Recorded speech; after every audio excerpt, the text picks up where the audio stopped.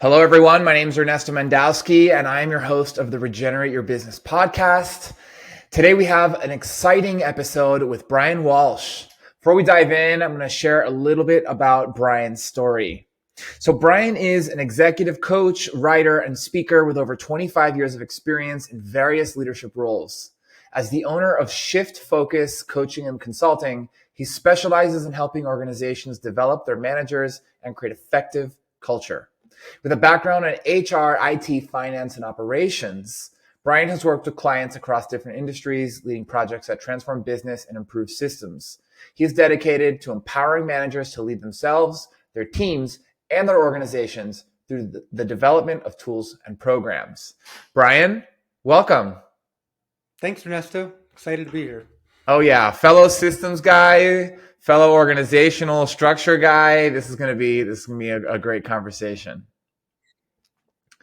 So, how did you get started, or how did you land to where you are today? Yeah, it's kind of a variety of circumstances led me to this. I'd always kind of wanted to do my own business, but our consulting firm was going through kind of a transition, and rather than take a different senior role, I decided I would go venture on my own and try something on my own. And so I left about a year, almost 2 years ago, and ventured on my own. And with that consulting firm, were you working in similar, management cultures and training? Yeah, we grew. I'd been with them for 25 years. So we grew from 25 people to over 200 people. At our height, we had 7 offices. And being with them, I filled just about every role. I led HR for about 4 years. I ran recruiting for probably almost 20 years. I ran offices, I ran projects, did technical work. So I'd filled almost every role and had a lot of experience with both employee development within our firm, and then also when I would do projects working with managers and people in other organizations and kind of seeing how their cultures worked. Hmm. And so you've had many roles. You've worn all the hats, or many of the hats. Yeah. Which one? Which one's the best? Which one's the most important one? Or which one's the favorite? Your Um, favorite? It was really surprising, coming from, I mean, I started out as a software developer, Hmm. and I had kind of developed my career that way, moved into kind of technical project management and was doing recruiting to help out the company. And we got to a size where we needed really focused strategic HR leadership. And I kind of went into that role being like, well, I'm willing to do this. Hmm. And it surprised me how much I really gravitated toward working with people and helping employees develop, and how much I really enjoyed that.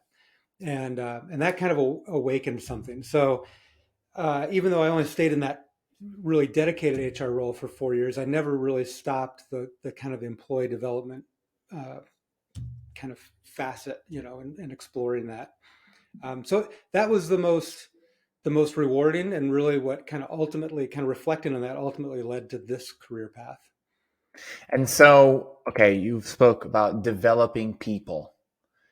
Um, dive into that a bit more, because people in HR, that's a broad Yeah, topic. yeah, in consulting, it happens. Consulting's like a great environment for developing people, but you have to be conscious of it. And what Hmm. I mean is, we were doing a variety of projects, and so you go and you work on this project, and projects can be varied in size.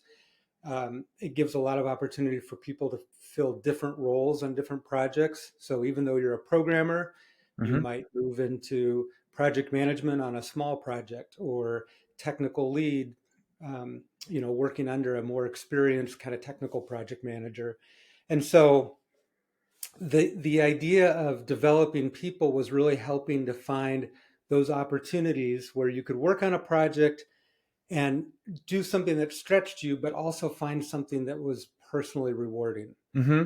And so, like, it's a very dynamic environment. And so that's when I think about developing people. I'm like, that's what I really got excited about, kind of matching up people's passions and interests with the opportunities and the roles, and then delivering project success for our clients.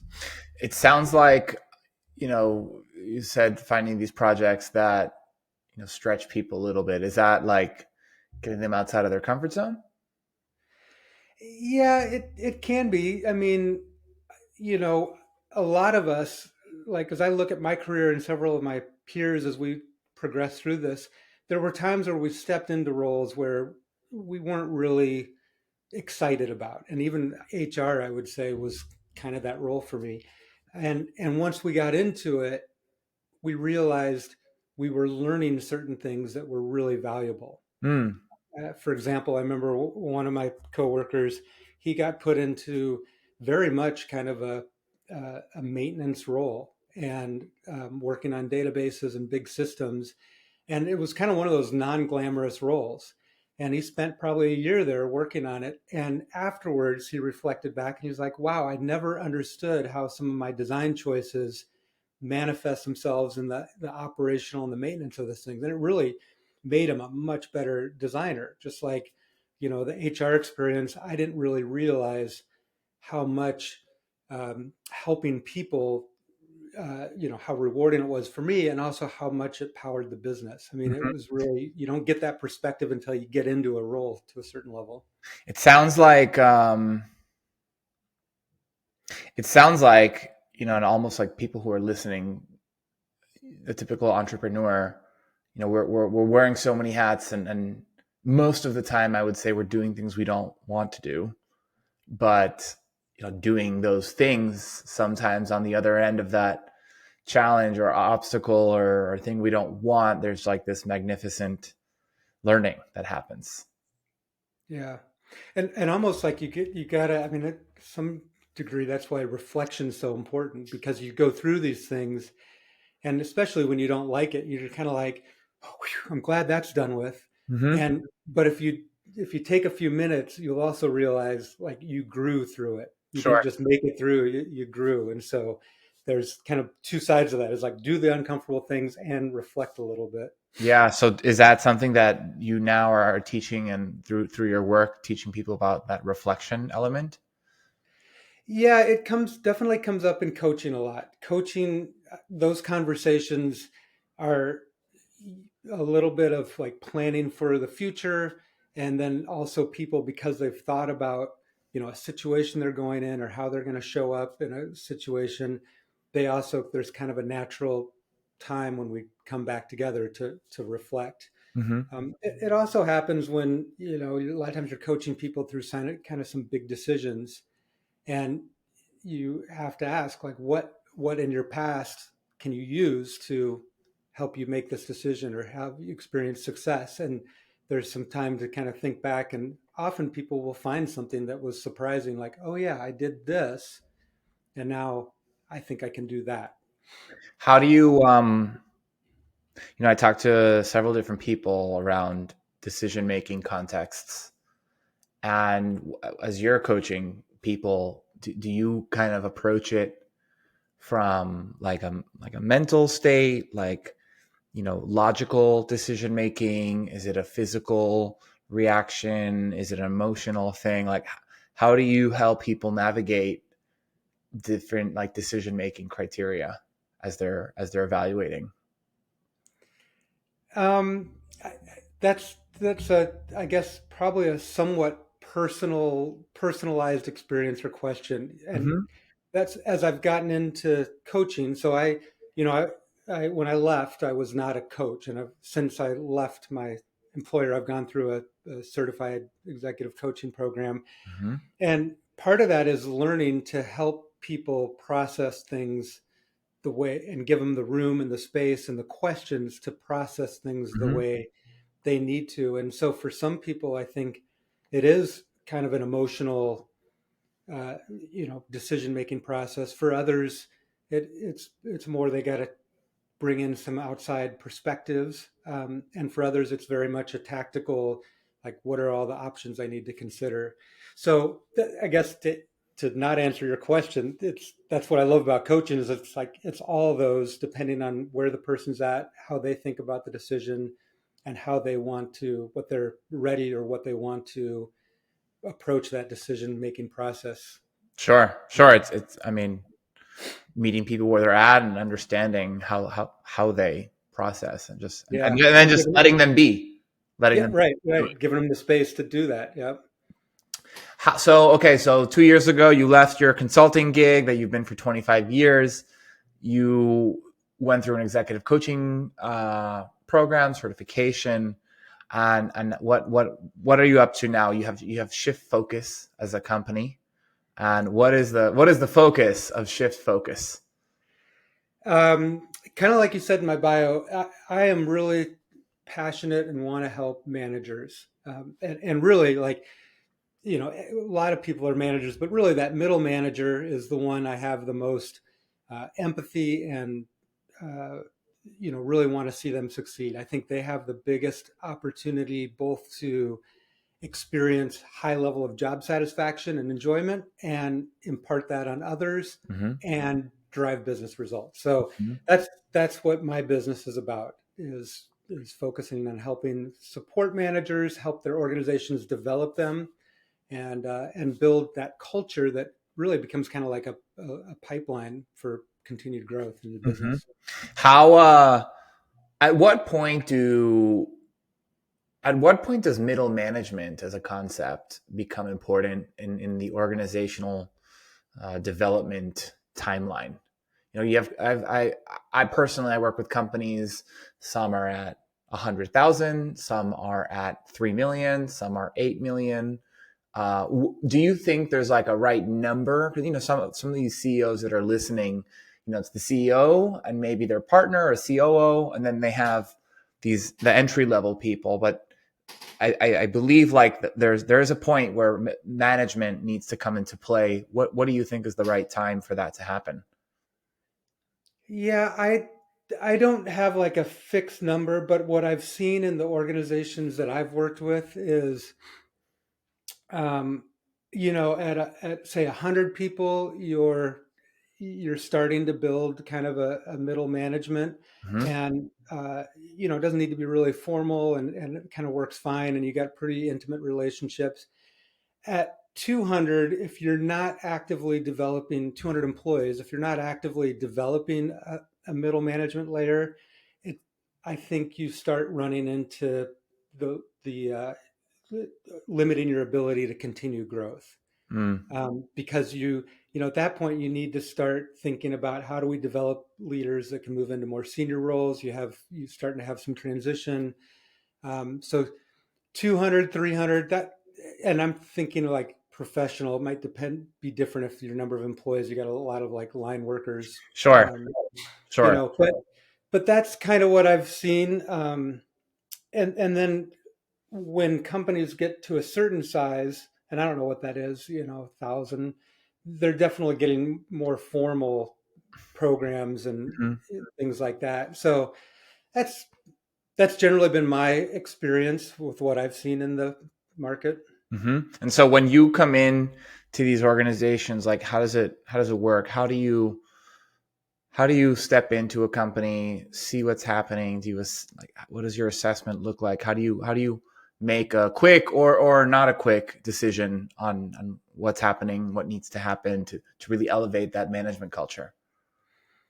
Yeah, a lot of times, because of being an executive coach, a lot of times I'm coming in as a one-on-one, Mm. and somebody wants some coaching. We're going to work on a one-on-one basis, and then grow, kind of grow my practice within that group as I get to know them. I do offer a group coaching program, and so with that, what we do is I'll come in and do kind of an organizational review, get a lay of the land, say, here's kind of how things structure, and lay out a plan for a group coaching program. And then, like we were kind of talking about, I've got kind of a I guess you call it collapsible offer, but like group coaching, individual coaching that's more intensive, and then a continuous improvement plan. Like ongoing. So yeah, so then that's kind of like moving from a group to the leader to the organization. Mm-hmm. Mm-hmm. And these the coaching. So how? So let's unpack management culture a little bit. What does that mean to you? If you think about culture, I mean, the base way I think about culture is like, what do people do? How do people act? What are their behaviors? And what are their beliefs? What are the practices? Mm-hmm. So management culture is really, how do you do that at the management level? Mm-hmm. And you often see in companies one or two good managers, one or two really bad managers. And so management culture is like across all your managers and your management philosophy and Mm-hmm. style. How are you behaving? What are your practices? And kind of what's common across the whole group. I got it.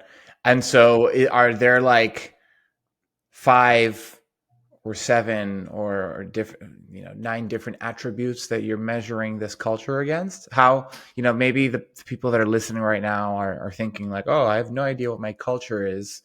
What are some questions they can ask themselves, or topics they can think about, reflect on, when it comes to like figuring out if they even have a culture? Yeah. Well, I guess I would argue they do have a culture. Sure. Yeah, Yeah. we all have a culture, Yeah. conscious Yeah. or unconscious. We're doing Yeah. something. Yeah. And so that's really like that. It's almost that self-assessment is a great place to start. Get the managers and say, okay, what is our culture? What is our mission, our vision, our values, and do a little bit of like, kind of like a strategic planning process. Hmm. How do we, what are the things we do that are common, and and then how do we want to intentionally build that going forward? So there are culture assessments. I haven't like embraced those or kind of like use those directively. So I tend to go more with a kind of a facilitated approach as opposed to I guess an assessment led approach in terms of Hmm. culture. Hmm. And okay, so more of a facilitated approach. How? So you mentioned there is a culture, whether it's conscious or not. What are three questions that a listener can ask themselves right now to assess if their culture is good or bad? Oh, Ernesto, that's a good tough question. Um, I would what I would do is do some interviews. And so I would ask, I mean, some of the questions I would ask is, how do you onboard a new employee? Mm-hmm. How do you manage performance Mm-hmm. of an existing employee? How do you terminate an employee? And I think answering those three questions, having all of your managers ask those three questions would give you a really good idea of how consistent or how diverse that culture is. If you've got really good alignment across those three, then you've probably got a kind of a well understood culture. If Mm-hmm. you've got, one manager says, I don't know, we just throw them in. The other one's like, oh, I got this very specific process. Then you might have kind of, I guess you'd call it a weak culture. Yeah, and how what happens when you identify that someone totally is just gonna do it? Like how do you approach that person? Because whether now we're talking about culture, but might as well talk about scoping a project or running a sales call. A process is a process. Like how do you recommend people approach their team members that are totally I won't even say out of compliance, but just totally not putting intentionality behind their work? How do you kind of bring that up? How would you recommend someone bring that up? Yeah, I actually have developed a framework for this that is really focused on how to help people progress within their role. So the first thing is identifying like what stage are they at? There's three stages. The practice stage where you're learning, your perform stage, where it's like you're getting good at your role, you know what you're doing, you can handle things that come up. And then the pioneer stage, which is like, I'm ready to do something special, I'm ready to make my mark. And so, Oh, okay. if somebody's at the practice stage, then how you're going to, coach them and work with them is different than if they're at the perform stage. And part of the part of the problem is, like, sometimes we think, oh, they should be at the perform stage, and they're really still at the practice stage. Mm-hmm. And then you got to decide, like, can they get there? Can I help them get there, or is this not a good fit? And do we need to find a different place for them, or do they need to start looking for other opportunities? But that would be the first thing, is like, identify the stage, and then think about we've got 4 domains that they can develop on: skills, results, relationships, and systems. Think about, what do they need to progress in their role, and what can they do to do that. Skills, results, relationships, and systems. So that's um, kind of like tools to build capacity in that specific role or responsibility is. Well, it's like, so the way it works is you've got the practice stage, and you've got 4 domains. Mm-hmm. With those 4 domains, you would identify for that role, what are the elements for each of those domains that that person needs. So just as an example, like, if a manager's at the practice stage, Mm-hmm. for relationships, they need to have a relationship with their boss and a relationship with their employees. Mm-hmm. They need to have, they need to know the HR system. They need to know time management and communication skills. Mm-hmm. When they go to the perform stage, to be at the perform stage, they probably need project management skills, delegation skills. They probably need relationships with maybe the executive team, with Ah, maybe a client. I So understand. there's different, they may need to know more about the accounting system. They may need to have better idea of what are the organizational KPIs that they influence with their Mm-hmm. results. Mm-hmm.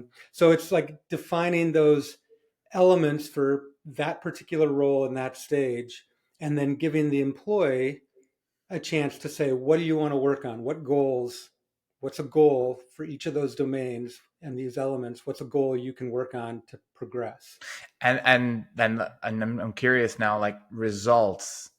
Is results more like leading actions or lagging results? Like, is it results of taking an action, or is it more like results like an outcome? Um, well, could you give me an example of, like, those two? Like if Like, you're a, communication like if you're a system. sales development rep and you're in the practice stage. And so you said there's systems, there's relationships, there's results, and there's skills. So, you need the skills of like conducting a discovery call. You need to understand how it works. There's the relationships of maybe having a relationship with your sales manager. There's the system of like understanding the CRM, and then there's results. So is results more about, hey, you need to make 100 phone calls, or is it, hey, you need to close 10 deals?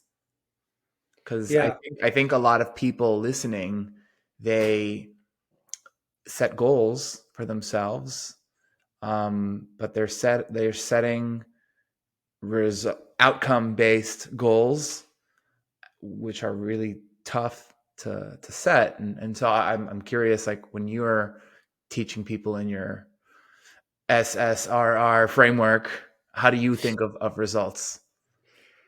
I would, for each role, it might be different. But in your example, I would say a new sales rep coming in, it would be the activity. Like, Right, you can't figure, you got to figure out how to make calls, and right, get calls. But then when you get into perform, like, right. So, like, that's the other thing, that if somebody's not performing and they want to, like, they're like, hey, I want to go do this, open up a new market. And that'd be like a pioneer thing, right? Well, if you're not getting 10 deals right. closed, then we got to work on that. Like, then you need to go back to the, like, how are you coaching them through the sales process? How are you closing? Are you looking for other opportunities? Whatever, the sales coaching they need. So your results may be may change from activity based to outcome based Yeah. as they progress. And it's not, it's a continuum. It's not like Yeah. you've passed the threshold. It's like, if you do a bunch of calls, you eventually should be closing things. And if you're not, then that's a discussion we need to have to Yeah. help you. Yeah. I like that distinction. Um, Brian, so this has been awesome. I've really been enjoying talking through culture with you. How can people connect with you? What is the best way for people to reach out if they want to, talk culture or talk coaching, or anything we covered today? Yeah, best way is just go to my website, shiftfocus.com, SHIFTFOCUS, shiftfocus.com. And from there, if you want to book a call, you can book a call. Or I also have a weekly email. I call it Simple Sundays. It comes out every Sunday with tips, and some of the things I've presented here even are included there. So that comes out every Sunday, and you can register for that at the bottom of the page. So that's the best way, shiftfocus.com. Cool. All right, we'll have that in the show notes. And my last question for you is, what does regenerate mean to you? That's cool. I actually love the word regenerate. To me, it's like taking existing material, whether it's been destroyed or even sometimes it can be intact, but creating something similar but new and something better. So that's what regenerate means to me. I love that answer. Thank you, Brian. And thank you Yeah, so thank much you, for, Ernesto. for spending some time today, sharing your wisdom. For those listening, thank you for hanging out for today. We hope you took some knowledge nuggets from Brian, and we'll catch you in the next episode of the Regenerate Your Business podcast.